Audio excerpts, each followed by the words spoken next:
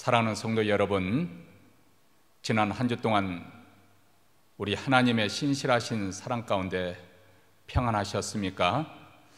많은 분들이 미국에서 코로나 바이러스 백신을 맞은 줄로 압니다. 그리고 캘리포니아는 그래서 이제 마스크를 착용할 것을 권면하면서 문을 전면 개방하였습니다. 이제 이번 주말은 또 독립기념일이 낀 연휴를 맞이해서 많은 사람들이 이동 중인데, 사실 변종 바이러스로 인해서 아직 상황이 매우 유동적입니다. 우리 교회에서는 이런 상황을 면밀히 지금 지켜보고 있고, 그리고 당분간은 현재 체제대로 계속 진행하기로 하였습니다. 주일 예배는 오전 8시에 본당에서 드리고, 그리고 9시 30분에는 주차장에서 드라이브인 예배로 계속 드리게 될 것이고, 11시에는 또 본당에서 다시 한번 예배를 드립니다.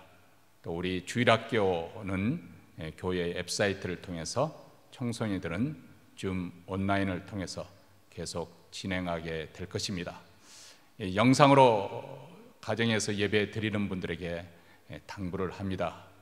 여러분들이 평소 주일 예배 드렸던 그 모습으로 예배 시작 전에 여러분의 몸과 마음을 가다듬고, 그리고 기도함으로써 예배를 준비해 주시고, 또 일단 예배가 시작되면은 가능한 도중에 떠나는 일이 없도록 집중해서 예배를 드릴 수도 있도록 그렇게 해 주실 때 여러분의 영적 유익이 더해 줄 줄로 믿습니다.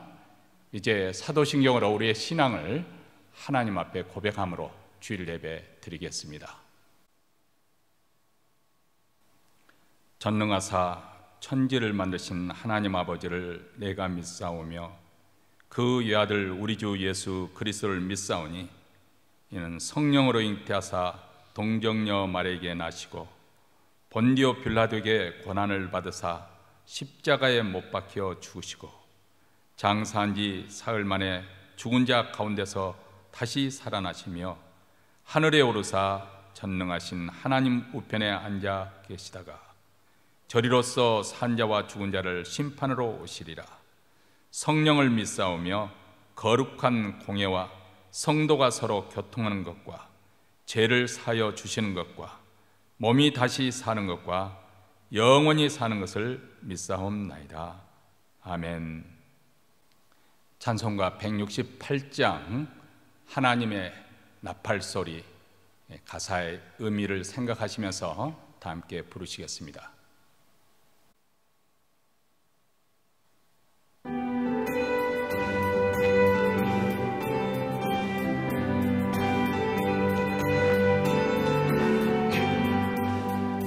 하나님의 나팔 소리 전지 진동할 때에 예수 영광 중에 구름 타시고 천사들을 세계 만국 모든 곳에 보내어 구원 얻은 성도들을 모으리. 나팔 불 때 나의 이름, 나팔 불 때 나의 이름, 나팔 불 때 나의 이름 부를 때에 잔치 참여하겠네. 무덤 속에 잠자 그때 다시 일어나 영화로운 부활 승리 얻으리. 주의 택한 모든 성도 구름 타고 올라가 공중에서 주의 얼굴 대오리. 나팔 불 때 나의 이름, 나팔 불 때 나의 이름, 나팔 불 때 나의 이름 부를 때에 잔치 참여하겠네. 주님 다시 오실 날을 우리 알 수 없으니 항상 기도하고 깨어 있어서 다가서도록 그때까지 참고 기다리겠네. 나팔 불 때 나의 이름, 나팔 불 때 나의 이름, 나팔 불 때 나의 이름 부를 때에 잔치 참여하겠네.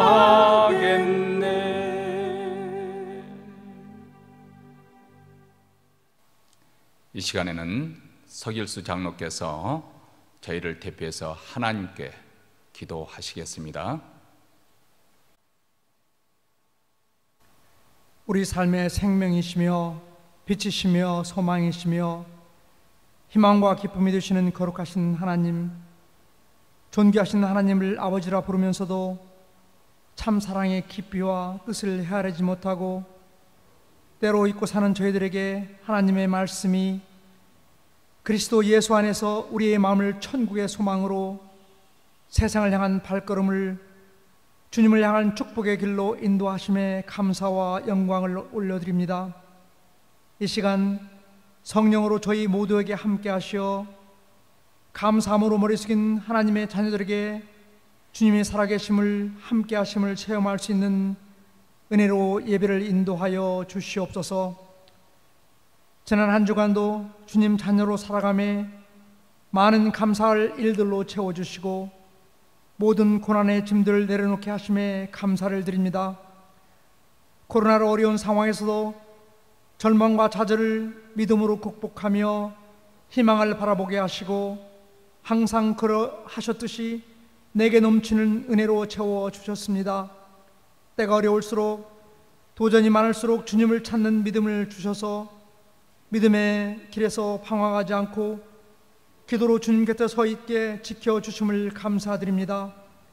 주님만이 우리 삶의 전부이심을 이 시간 고백하기에 두려워하지 않는 믿음을 주셔서 상황이나 환경 때문에 세상적인 삶에 매여 있지 않게 성령으로 채워주시옵소서. 은혜의 주님, 코로나로 긴 시간을 보내면서 혹 저희들의 나만이라는 생각에 치우쳐 주님의 사명을 소홀히 하지 않았는지요. 저희들이 마음이 편한 쪽에 서서 환경에 안주하고 있지는 않는지요. 어려운 상황에 있는 또 주님의 말씀을 전해야 할 이웃들을 잊고 살지는 않았는지요. 지금 이 시간 주님의 은혜로 귀한 생명을 갖고 천국 소망을 향해 가는 감사함을 잊고 있지는 않는지요. 주님, 우리의 길이 주님 곁에 포도나무와 가지로 풍성한 사랑의 열매를 맺는 자녀의 모습 되게 은혜로 인도하여 주시옵소서. 교회를 인도하시고 성도들의 사명을 통하여 지켜주시고 부흥시켜 주신 주님, 오랫동안 코로나 바이러스로 마음들이 혼란스러웠던 시간들이 끝나가고 있습니다. 어려움 속에서도 항상 주님 같이 하셔서 인도하여 주셨듯이 저희 교회 성령의 뜨거움으로 함께하는 교회, 부르짖고 간구하는 기도마다 응답받는 은혜가 함께하는 교회 되게 하시옵소서. 무엇보다도 말씀을 땅끝까지 전하며 한 영혼이라도 죄진 영혼을 구원하며 주님 기쁘시게 하는 교회가 되게 하여 주시옵소서. 특별히 저희 교회의 모든 자녀들이 하나님의 말씀으로 충만한 삶을 이루어 위로부터 내리시는 기쁨과 평강과 소망과 사랑이 넘쳐나게 하옵시고 특히 병석에 계시는 분들 치료받게 하여 주시옵소서. 어려운 문제로 기도하시는 분들 응답받고 문제 해결받는 은혜가 있게 하여 주시옵소서. 영적으로 나태해지기 쉬운 어려운 때에 말씀을 준비하시고 하나님의 뜻을 전하시는 목사님 성령으로 인도하셔서 준비하신 말씀 저희 믿음의 반석되게 하시고 주님이 부르시는 날까지 한 길 영생의 길을 가는데 실족하지 않게 인도하여 주시옵소서. 이 시간 교회에서 또 가정에서 예배드린 예배자들 하나님께서 사랑의 길로 인도하시는 진리의 말씀에 마음을 열고 주님을 영접하게 하셔서 구원의 기쁨과 주님의 사랑을 더욱더 체험하여 세상 속에 사는 것이 아니라 주님 세상 속에서 주시는 천국의 소망과 진리를 따른 기쁨 속에서 살아가게 은혜 내려 주시옵소서. 감사하며 예수 그리스도 이름으로 기도드렸습니다. 아멘.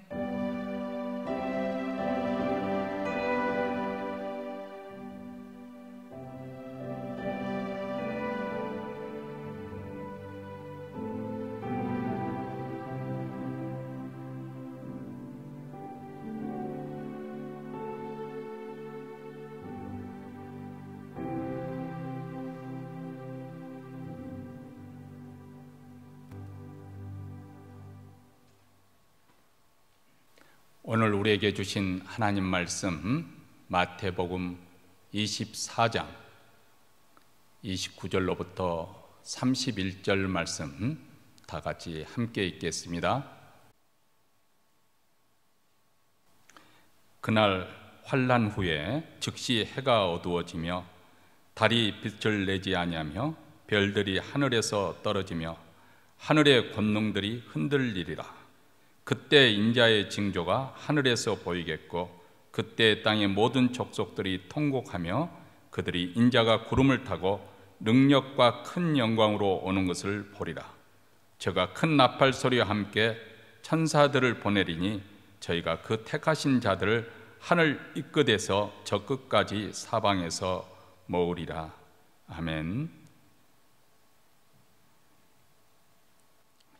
지난 주중에 저희 교회가 후원하고 있던 한 선교단체에서 사역하시는 목사님의 방문을 받았습니다. 함께 교제하면서 그동안 소식을 주고받는 중에 그 목사님께서 동서남북으로 미 전역을 지금 순회하고 계시는데 이렇게 후원자들과 교회들을 방문하게 된 연유를 말씀해 주셨습니다. 작년 코로나 팬데믹이 상황이 시작되니까 선교 후원금이 약 3분의 1가량 이상이 줄었다고 합니다.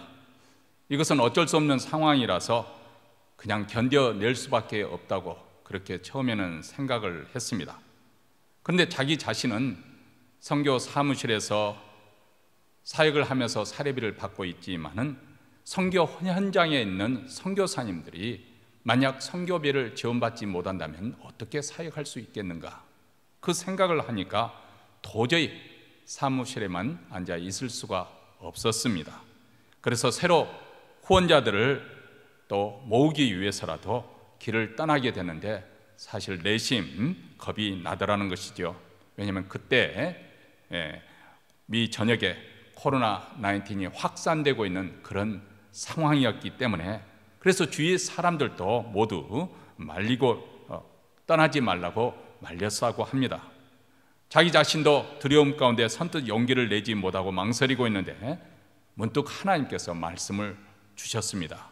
요한일서 4장 18절 말씀입니다. 사랑 안에 두려움이 없고 온전한 사랑이 두려움을 내어쫓나니 두려움에는 형벌이 있습니다. 두려워하는 자는 사랑 안에서 온전히 이루지 못하였느니라. 사랑 안에 두려움이 없고 사랑이 두려움을 내어쫓는다고 말씀합니다.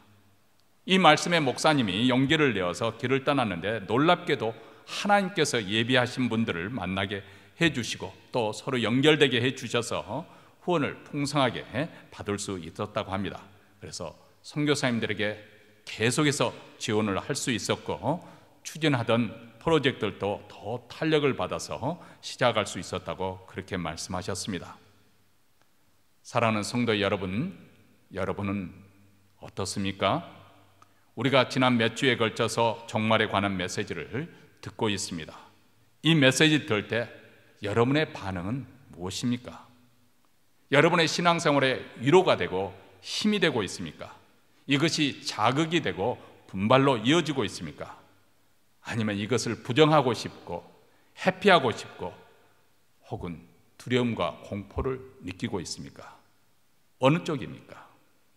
사람들이 죽음을 두려워하는 이유 가운데 하나는 본능적으로 죄에 대한 형벌, 즉 하나님의 심판을 의식하고 있기 때문에 그렇습니다. 하나님의 심판대에 서는 것처럼 사실 두렵고 떨리는 일이 어디 있겠습니까?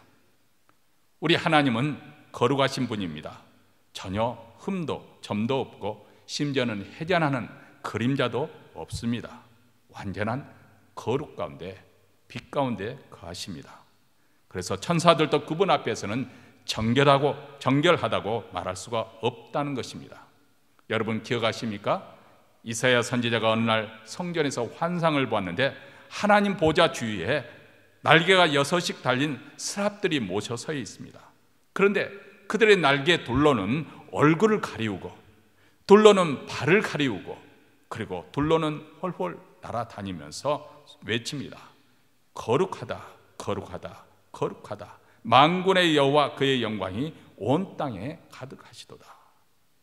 자, 이 외침으로 문설주들이 흔들렸고 성전 안에 연기가 자욱하였습니다. 그 놀라운 광경을 보고 선지자 이사야는 부르짖습니다. 그때 내가 말하되 화로다 나여 망하게 되었도다. 나는 입술이 부정한 사람이요 입술이 부정한 백성 중에 거하면서 만군의 여호와의 왕을 배웠음이로다. 누가 감히 심판날에 영광의 보좌에 앉으신 그분을 대면하게 될 때 두렵고 떨지 않을 사람이 어디 있겠습니까? 자, 그 느낌과 그 경험은 말로 형언할 수 없을 만큼 공포와 두려움으로 가득 차게 될 것입니다. 누가 감히 거룩하신 자 앞에 능히 설 수 있겠습니까? 근데 많은 사람들은 사실 심판의 날에 대해서 두려워하지 않습니다. 염려하지 않고 살아갑니다. 왜 그럴 것이라고 생각하십니까? 물론 하나님을 믿지 않기 때문이겠죠. 그런데 사실 그들은 인생의 종말에 대해서 또 심판에 대해서 진지하게 숙고해 본 적이 없기 때문에 그렇습니다. 로이드 존스 목사님은 이를 두고 마치 어린아이가 무지해서 마땅히 두려워해야 될 상황임에도 불구하고 전혀 두려워하지 않는 것과 같다고 말했습니다. 가령 어린아이가 자기가 운전을 하겠다고 자동차 운전대를 잡고 있습니다. 그럼에도 그것이 얼마나 위험한 것인지 전혀 생각하지 못한다는 것입니다. 예수 속담에 그러지 않습니까? 하룻강아지 법무순 줄 모른다 하지 않습니까? 이렇게 영적인 무지는 우리로 하여금 두려움을 느끼지 못하게 하는 원인으로 작동하는 것이죠. 그래서 심판의 날에 사람들이 진지하게 생각하지 않기 때문에 사람들은 염려하거나 두려워하지 않습니다. 그저 닥치는 대로 자신이 원하는 대로 삶을 즐기며 사는 것이 최선의 길이라고 생각하는 것이죠. 그들은 내 삶의 의미가 무엇인가? 내가 지금 어디로 향하고 있는가? 나의 궁극적 운명은 어떻게 될 것인가? 여기에 대해서 결코 진지하게 숙고해 본 적이 없습니다. 세상에 종말이 다가오고 있으며 심판의 날이 있다는 자각이 없기 때문에 그들은 전혀 두려워하지 않고 살고 있는 것입니다. 그러나 조금만 사례가 깊은 사람이라고 한다면 그 사람이 하나님을 믿든지 안 믿든지 자기 인생의 종말에 대해서 심판에 대해서 두려움을 느끼게 될 것입니다. 그런데 사도 요한은 우리에게 이 심판의 날이 되어도 우리가 담대할 수 있다 그렇게 말씀하고 있지 않습니까? 그 비결이 무엇이라고 말씀하시나요? 그것은 바로 사랑이 우리 안에서 온전히 이루어짐으로 가능하다는 것입니다. 사랑은 두려움을 내어쫓습니다. 온전한 사랑 가운데 거하는 사람은 심판의 날을 두려워하지 않습니다. 세상의 종말을 두려워하지 않습니다. 우리가 세상의 종말과 심판을 두려워하는 이유는 사랑 안에서 온전해지지 않았기 때문이죠. 그러나 우리 안에 하나님의 사랑이 충만하게 되면 우리 또한 하나님을 사랑하게 되는 것이죠. 그리고 우리 주님을 사랑하여서 그분을 간절히 사모하게 됩니다. 어서 속히 만나기를 고대하게 됩니다. 그렇기 때문에 우리 주님을 사랑하는 사람은 우리 주님께서 다시 오시는 그 재림의 날을 손꼽아 기다리게 되는 것입니다. 오늘 본문은 드디어 우리 주님께서 역사의 무대에 다시 등장하는 그런 영광스러운 장면이 표현되어 있습니다. 오늘 이 말씀으로 여러분의 신앙생활에 힘이 되고 위로가 될 수 있게 되기를 바랍니다. 주님을 더 이전보다 사랑하게 되고 열심을 내는 하나님의 친백성이 되기를 축원합니다. 예수께서 재림하시기 직전에 어떤 징조가 나타날 것인가 29절에서 이렇게 말씀하고 있습니다. 그날 환란 후에 즉시 해가 어두워지며 달이 빛을 내지 아니하며 별들이 하늘에서 떨어지며 하늘의 권능들이 흔들리리라. 주님의 재림 전에 우주 전체에 큰 변화가 있을 것을 말씀하고 있습니다. 계시록 6장 12절부터 14절에서도 이와 유사하게 표현을 하고 있습니다. 여섯째 인을 떼실 때 큰 지진이 나며 해가 총담같이 검어지고 온 달이 피같이 되며 하늘의 별들이 무화과 나무가 태풍에 흔들려 선 과실이 떨어지는 것 같이 땅에 떨어지며 하늘은 종이축이 말리우는 같이 떠나가고 각 산과 섬이 제자리에서 옮기우며 이렇게 기록하고 있습니다. 다시 말하면 전체 큰 변동이 있을 것을 예고하는 말씀입니다. 먼저 해가 어두워지고 다시 달이 빛을 내지 아니한다. 여러분, 우리가 잘 아는 바와 같이 해는 활활 타고 있었기 때문에 빛을 발하고 있는 것이죠. 그런데 어두워진다는 것은 불이 식고 꺼져버린다는 의미입니다. 그리고 불이 꺼지게 되면 어둡고 춥게 될 것입니다. 밤이 되면 달 또한 어둡게 될 것입니다. 왜냐하면 달은 해의 빛을 받아서 반사해서 빛을 내는데 해가 빛을 내지 못하니까 달 또한 빛을 발하지 못하게 되는 것이죠. 여러분, 우리는 이와 유사한, 조금이나마 우리가 유사한 그런 경험을 이 캘리포니아 사는 분들이라면 경험을 했습니다. 작년 캘리포니아에 동시다발적으로 이곳저곳 해서 크게 산불이 났지 않았습니까? 하늘에 아주 매연으로 인해서 어두컴컴해지고, 한낮인데도 불구하고 아주 해지는 것처럼 어두컴컴해지고, 그리고 저녁 해가 지는데 아주 핏빛같이 되어지고 달도 흐렸던 그 기억 생각나십니까? 이처럼 오염이나 아니면 전쟁의 포연으로 해서 연기가 자욱해서 해가 가려울 때 그런 현상이 나타날 수 있는 것이죠. 예수님께서 마태복음 24장 이 종말장에 대해서 말씀하실 때는 바로 40년 후에 있을 로마 군대에서 예루살렘 성이 무너지고 불타오르게 될 그 장면을 염두에 두고 하신 말씀이라고 우리는 생각하면 좋습니다. 예루살렘이 시가지가 불타오르고 있고 하늘에 온통 시커먼 연기가 가득 차고 있는데 그런 가운데서 해가 어두워집니다. 달이 빛을 잇습니다. 자, 그런 장면을 우리가 생각하면서 먼 훗날 종말에도 이와 유사한 그런 현상이 일어날 것을 지금 우리에게 말씀해 주고 있는 것입니다. 그뿐만 아니라 별들이 하늘에서 떨어진다고 했습니다.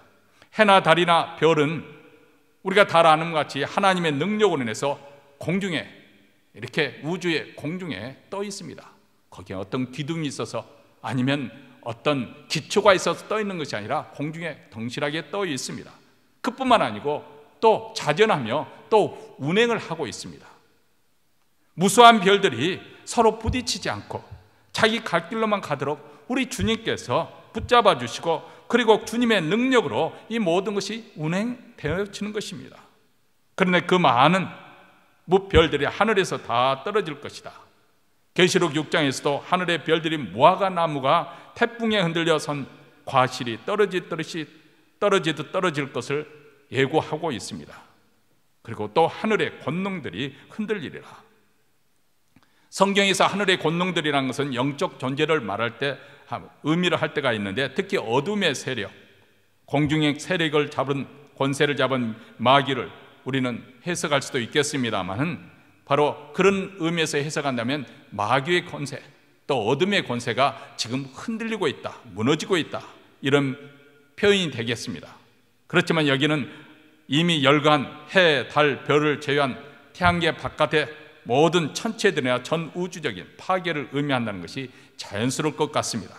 계시록 6장의 말씀처럼 하늘이 종이축이 말리는 것 같이 떠나간다. 지금 그 장면을 말씀해 주고 있는 것이죠.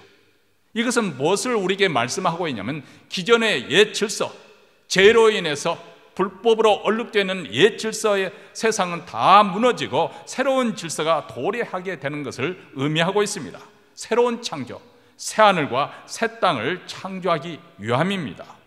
새술은 새 부대에 닿는다는 예수님의 말씀처럼 천국 백성이 살기에는 묵은 해, 묵은 달, 묵은 별, 묵은 우주는 맞지 않으니까 재창조가 이루어질 것을 의미합니다. 새 옷을 입기 위해서 헌 옷을 벗어야 하는 것처럼 우리 주님이 오시기 전에 옛 우주는 벗고 새 우주를 입게 될 것을 말씀해 주고 있습니다. 자, 이렇게 천체의 변화가 있을 때 사람들은 어떻게 반응을 보입니까?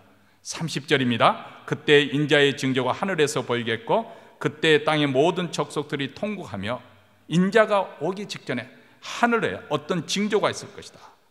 인자의 징조가 하늘에서 보이겠고, 어떤 종류의 징조인지 여기서 밝혀주지 않지만은 그러나 누구나 알아볼 수 있는 주님의 재림과 연관된 징조인 것만은 분명합니다. 왜냐하면 그때 땅의 모든 족속들이 그것을 보고 통곡하게 될 것이라고 말씀하고 있기 때문에 그렇습니다. 여기서 땅의 모든 족속이라 하는 것은 땅의 모든 불신자들을 의미합니다. 그들은 일생을 통해서 하나님은 살아계시고 예수님의 하나님의 아들이시며 구원자라는 사실을 수없이 듣고 보고 경험했습니다. 천국과 지옥은 분명히 있다는 사실을 그들은 들었습니다. 주님이 다시 오실 것이라는 말씀도 들었습니다. 전도자들의 방문도 받았고 그들의 권면과 설득을 받았습니다. 그럼에도 불구하고 그들은 이를 완고하게 거부하고 거절하며 무시를 했습니다. 그런데 그들이 그렇게 거부하였던, 그들이 한사코 믿기를 거부했던 그 모든 것들이 사실이었음을 판명되는 순간입니다. 이것을 깨닫는 때 그들의 눈이 열려서 이제 진실을 보게 되었습니다. 그리고 자신이 얼마나 거짓과 허위 속에서 스스로 자기 자신을 속이며 살아왔는지, 얼마나 자기 자신이 어리석고 교만했는지를, 그리고 자신의 인생이 얼마나 진리와는 거리가 먼 불법과 부정의 삶이었는지를 불현듯 깨닫게 되는 것이죠. 그래서 그들에게서 통곡이 터져 나옵니다. 진리와 진실을 깨닫게 되니까 뼈저린 후회와 양심의 가책, 그리고 스스로 자기 자신이 속인 것에 대한 원통함에서 나온 통곡입니다. 그들에게 남은 것은 엄중한 심판만이 남아 있습니다. 그들은 그들에게 임할 심판이 두려워 통곡할 수밖에 없습니다. 예수께서는 산상수훈에서 애통하는 자는 복이 나니 저희가 위로를 받을 것이며 이렇게 말씀하셨습니다. 지난 2000년 동안 교회와 전도자들은 예수님은 하나님의 아들이시여 하나님께서 보내신 메시아 구세주라는 사실을 전했습니다. 성령께서도 그들의 믿지 않는 그들의 불신앙을 책망했습니다. 그들이 마음의 찔림을 받았을 때 그들은 마땅히 옷을 찢고 가슴을 치며 해결을 했어야만 했습니다. 그런데 그들은 진리와 거룩에 관심이 없었습니다. 영생과 심판에 관심이 없었습니다. 그들은 세상 일에만 열중하고 몰입했습니다. 그들이 추구한 것은 세상 재미, 세상 쾌락, 육신의 안일과 편안함이었습니다. 하나님보다도 세상을, 자신을, 돈을, 쾌락을 더 사랑했던 것입니다. 그래서 돌이키라는 회개의 경쟁에 전혀 귀를 기울이지 않았습니다.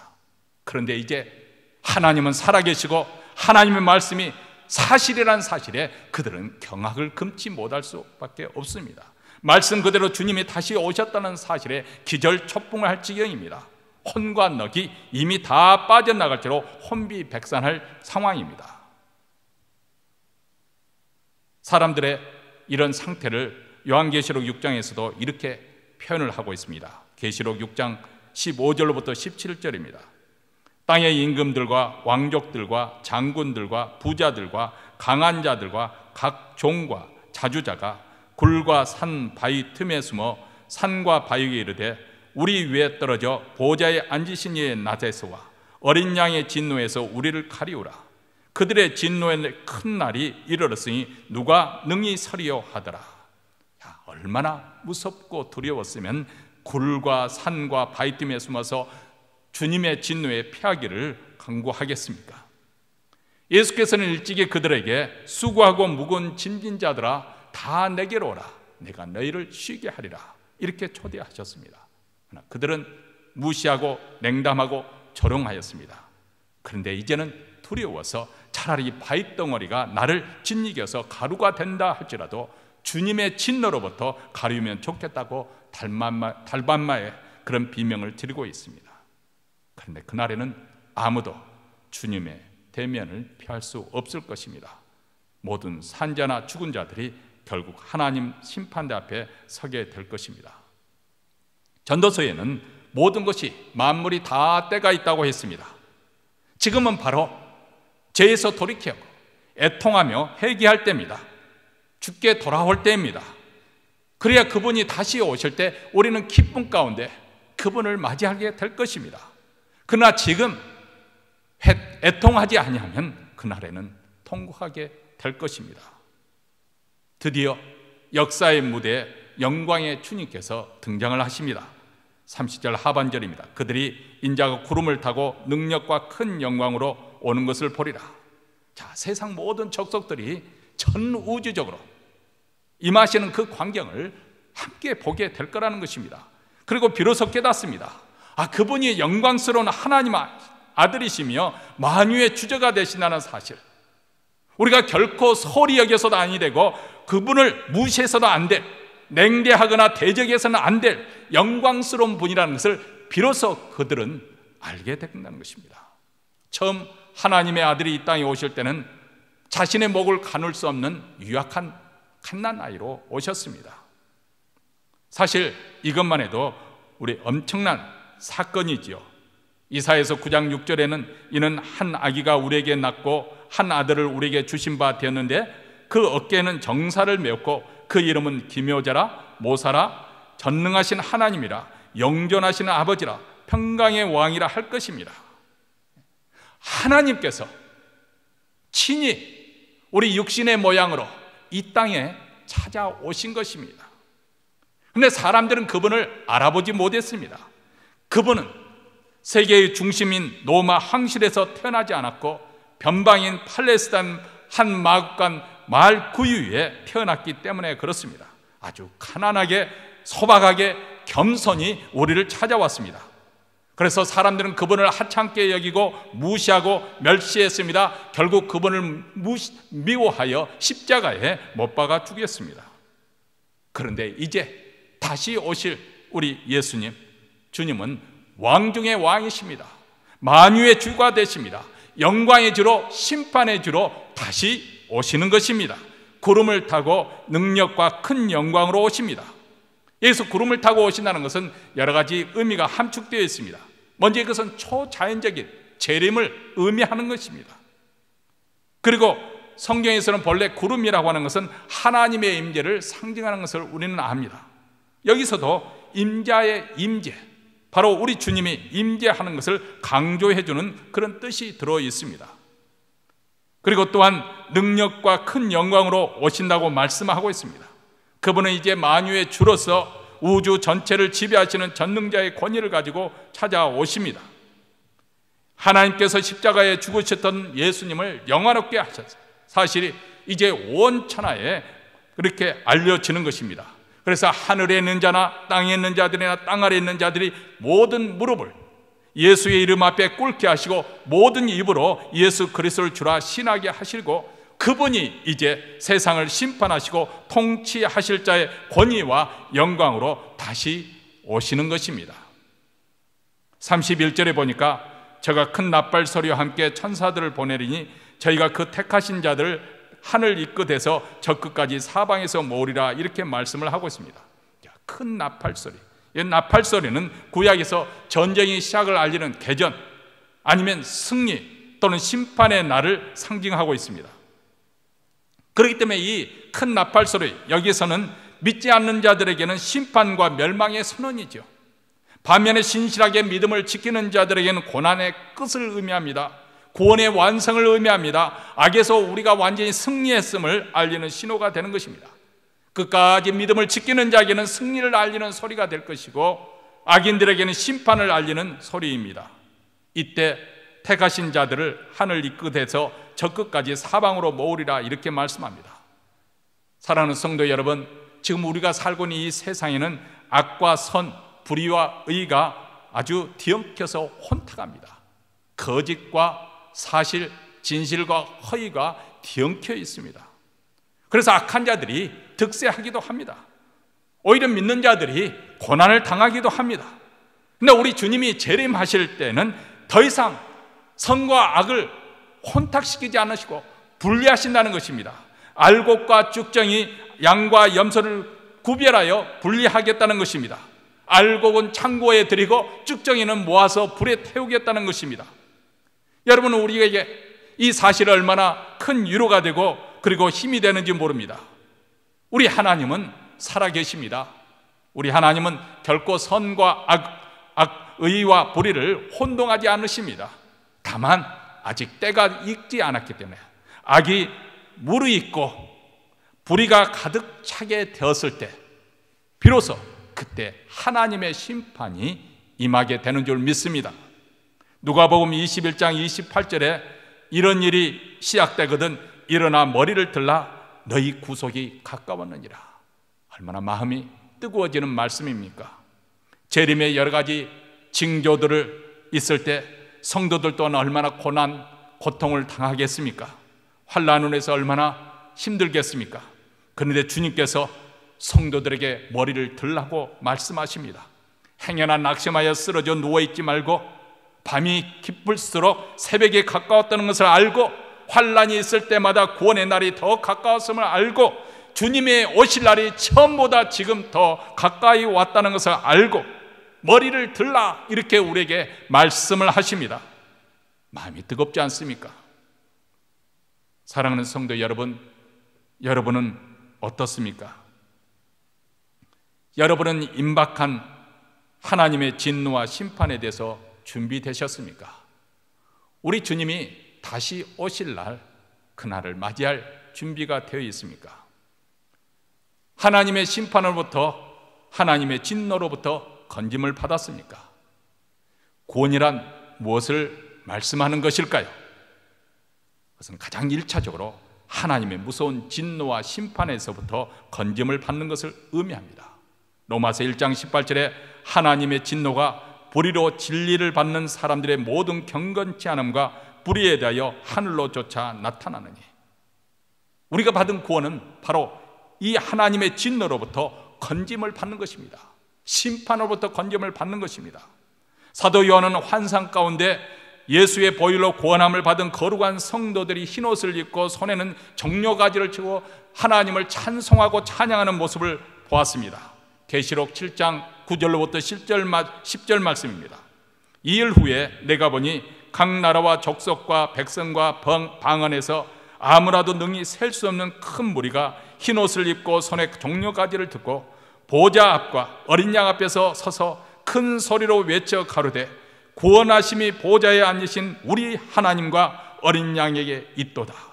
구원하심이 보좌에 앉으신 우리 하나님과 어린 양에 있도다. 이렇게 찬송을 돌려드립니다. 우리 주님이 다시 오실 때 여러분들은 바로 이 거룩한 성도들과 함께 서서 보좌에 앉아 계시니 그리고 어린 양 되시는 예수 그리스도를 찬송하시겠습니까? 여기에 대한 여러분의 믿음이 있습니까? 성령으로 말미암아 여러분의 마음속에 확신이 있습니까? 만약 그렇지 않다면 지금이라도 그 기회를 놓치지 마십시오. 오순절 성령이 임했을 때 사도 베드로는 너희가 십자가에 못 박아 죽인 예수를 하나님께서 주와 그리스도가 되게 하셨다고 담대히 증거했습니다. 그러자 불과 수십일 전에 예수를 못 박아 죽였던, 십자가에 못 박으라고 외쳤던 예루살렘 사람들이 마음의 찔림을 받고 형제들아 우리가 어찌할꼬 그렇게 외쳤습니다. 베드로는 이렇게 권면합니다. 사도행전 2장 38절과 39절입니다.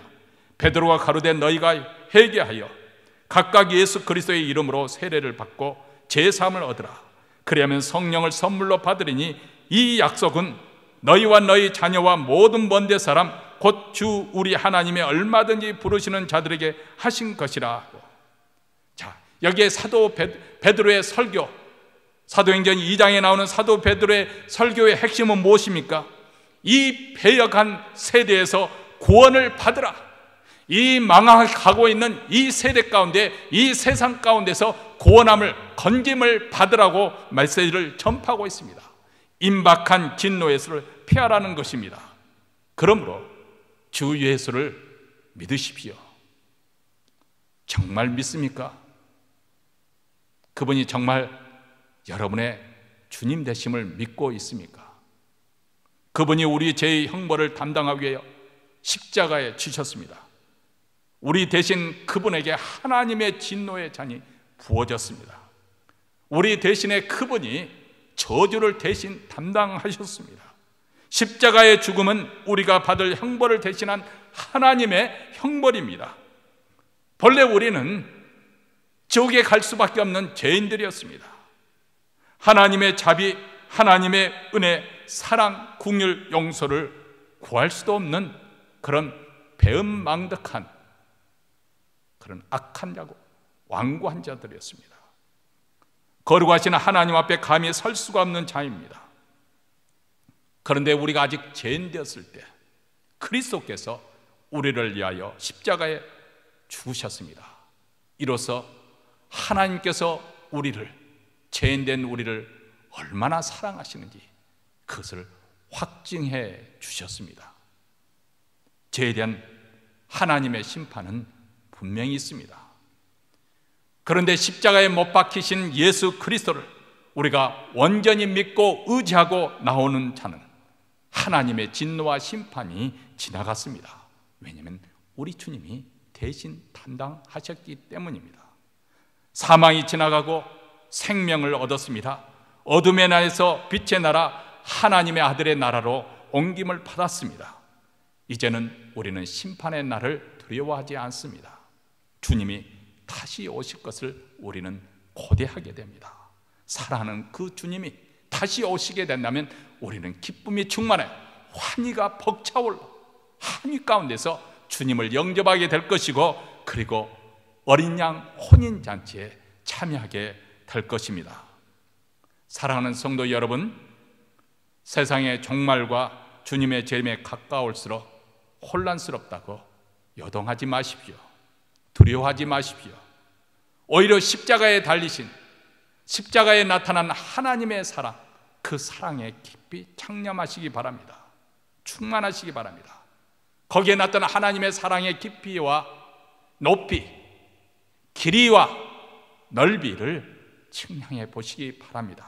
한량없는 충만 위에 충만, 그 은혜를 깨닫기 바랍니다. 하나님의 사랑에 힘껏 부딪혀보고 그리고 경험하시기 바랍니다. 그래서 그 귀한 사랑에 들어가 보시고 거기에 사로잡혀 보시기 바랍니다. 그 사랑에 여러분을 강권하심으로 말미암아서 여러분도 주님을 뜨겁게 사랑할 수 있는 자가 되시기를 바랍니다. 마음을 다하고 목숨을 다하고 뜻을 다하고 힘을 다하여 우리 주님을 사랑할 수 있게 되기를 바랍니다. 그리하면 다 잘 될 것입니다. 정말 잘 될 것입니다. 이 복이 여러분에게 임하기를 주의 이름으로 축원합니다. 기도하겠습니다.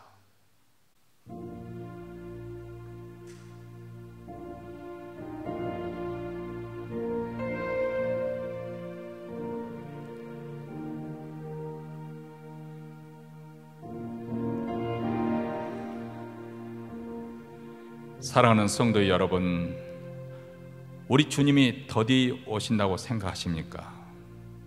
더디 오시는 것이 아니라 하나님께서 악인이라도 구원에 이르기를 원하시기 때문에 인내하며 기다리고 계시는 것입니다.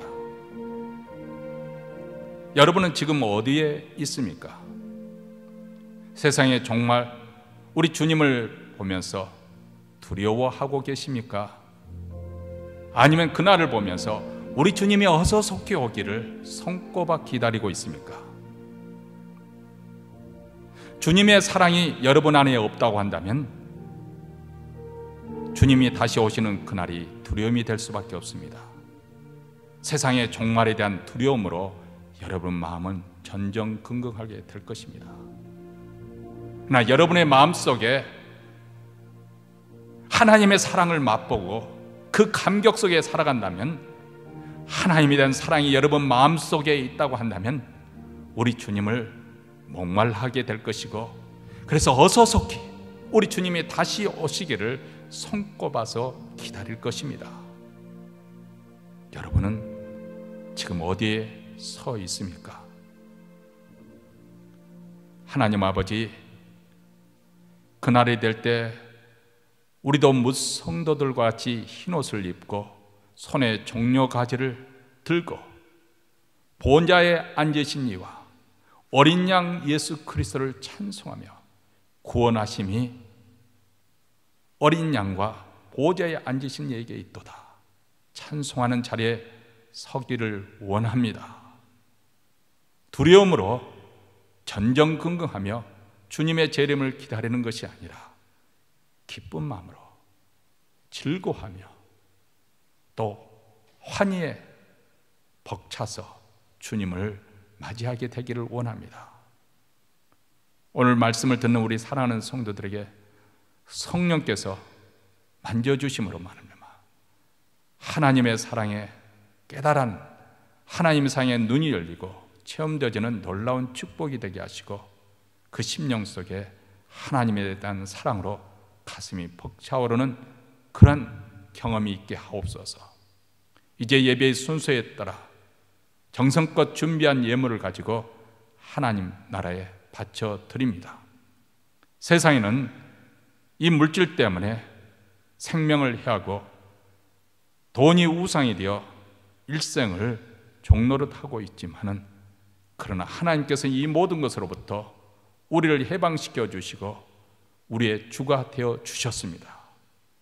주님이 우리 주가 됨을 인정하는 패로 바치오니 주께서 받아주시고 우리의 삶이 하나님께 연락되어 남은 우리의 삶이 하나님께 기묘하게 쓰임받게 하옵소서. 우리 가정에 우리 하나님께서 평강 가운데 지켜주시고 자녀들이 이 땅에 예수를 잘 믿는 복을 더하여 주시옵소서. 주의 교회를 더욱더 말씀과 기도로 흥왕하게 하여 주셔서 땅끝까지 복음을 증거하고 북한 동부에까지 이 주님의 사랑을 나누는 교회로 삼아 주시옵소서. 우리 구주 예수 그리스도 이름으로 기도하옵나이다.